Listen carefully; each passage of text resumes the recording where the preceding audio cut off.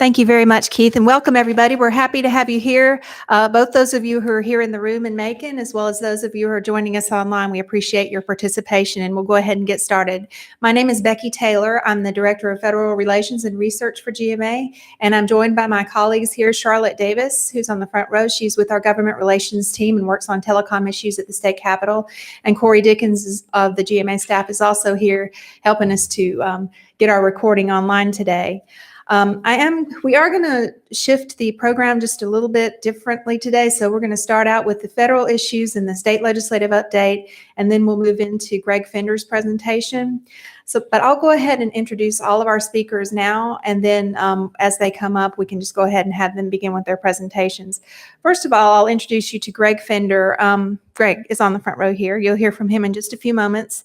He's the president of Local Government Services, LLC, and he serves as GMA's principal consultant for telecommunications and right-of-way management. Greg is actually a former employee of GMA.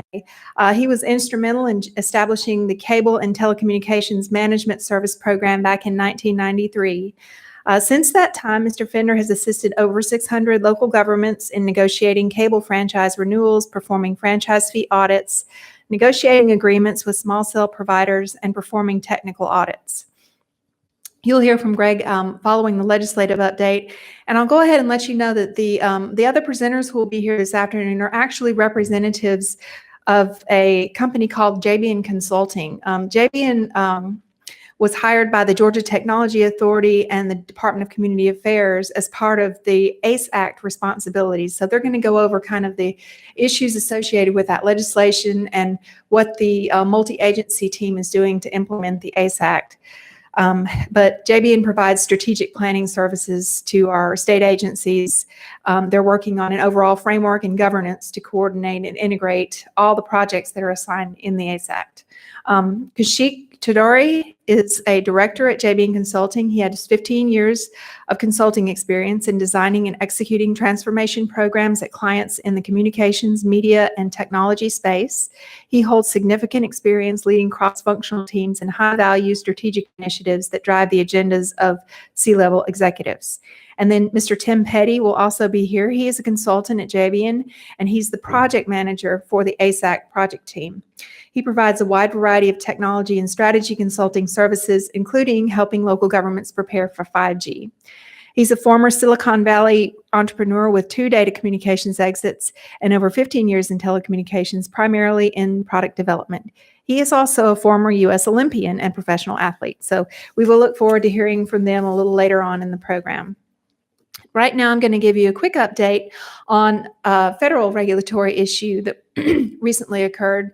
It's called the FCC's third report and order. And just to give you a little history, for a couple of years now, the FCC has been looking at barriers to deploying 5G technology, high-speed internet service.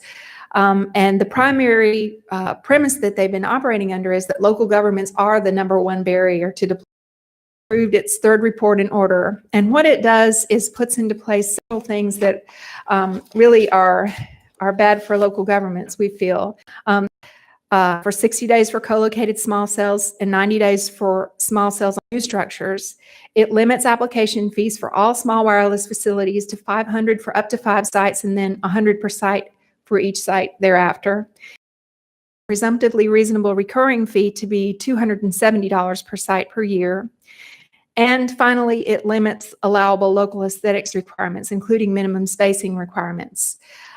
These slides will be made available to you. They contain a lot more detailed information, but basically we're concerned about all the provisions in the order. And the fees that they have established are much lower than FCC Broadband Deployment Advisory Council, to more reasonable fees. Historically, from those providers on market-based. So for us to have to do this is actually sets up a discriminatory situation where we're treating new technology providers differently than we treat all of our legacy providers that are already in the right-of-way. It forces the public to have to subsidize this powerful industry. We just feel like it's not fair or reasonable. The aesthetics considerations are very troubling because we all know how important the investments that we've made to our community are for our sense of place. City of Savannah is not going to be the same thing as the city of Macon or Helen or Dahlonega. Everybody has their unique industries. Needs are more important than whatever you want for the future of your community. So we're very feel that the shot clocks are too extreme. A lot of times I know a lot of cities in this room and all types of permits, whether it's election monitoring or any other function that goes on with the city, you have a limited amount of staff. Concerns. The order will go into effect. It was just published in the Federal Register 14th, 2019. Unless it's stayed. And there actually are a couple of cities who have already said that they'll bring legal challenge against this, Seattle and Portland, Oregon. So we definitely expect there to be a lawsuit to try to challenge this. Right. The existing agreements, if you have an agreement, those are grandfathered.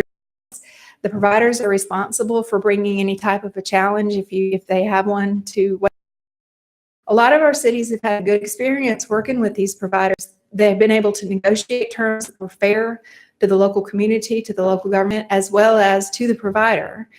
So we do a good job of negotiating things on our own without federal intervention. So this is very troubling. You might begin seeing some threatening letters from some of the industry providers, but basically this doesn't go into effect until January. Just keep any sort of challenge. We do recommend that you get your local plans and ordinances as consistent and predictable as possible. If you don't have an ordinance in place governing the use of your right-of-way, then it's a good idea to go ahead. And GMA does have a sample ordinance that we can share with you.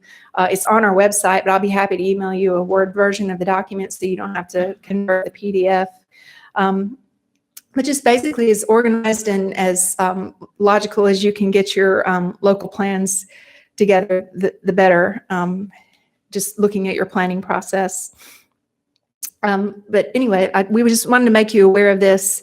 It is something that we're going to keep an eye on, and GMA will continue to monitor what goes on as far as any lawsuits and update you on our website. So, yes, sir. Has GMA considered joining the lawsuit or pulling the cities to join the lawsuit? I don't think I think we would support participating in some sort of action, but so far we haven't done that yet. We're kind of waiting to see what happens with these other states that have already said they're going to bring the lawsuits. One, you might want to point out that our attorney, GMA's attorney, Brian Grogan, he represents cities of Seattle and Chicago. Seattle, one of those that's going to bring. We're looking at bringing suit. So okay. We're probably piggybacking on that. Right. Greg is just saying that our attorney, Brian Grogan, is nationally recognized for work in this telecommunications area. And he actually works with the cities of Seattle and Portland too, and Chicago. So we anticipate we'll be working closely with them to kind of see how those situations goes. And it's possible that GMA could participate. Is this something that would affect the rural cities as well as the more urbanized areas? Or yes, sir. It affects state and local governments of all sizes. Okay. Well, I appreciate your attention on that, and I'll just turn it over to Charlotte Davis, and she's going to give you an update on some state legislative issues.